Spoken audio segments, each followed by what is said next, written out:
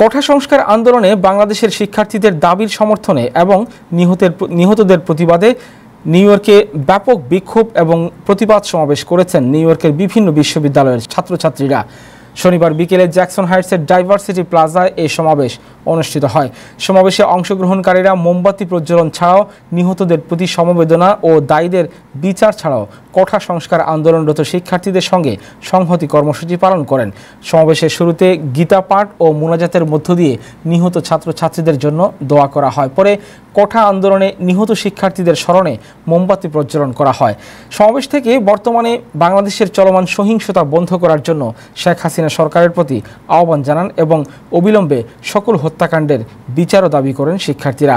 আহ্বায়ক নৌসিন খানের নেতৃত্বে সমাবেশে বিপুল সংখ্যক ছাত্রছাত্রীর সঙ্গে অভিভাবকগণও যোগ দেন। এ সময় তারা তাদের দাবির সমর্থনে গগন বিদারী স্লোগানে জ্যাকসন হাইটস এলাকা প্রকম্পিত করে তোলেন।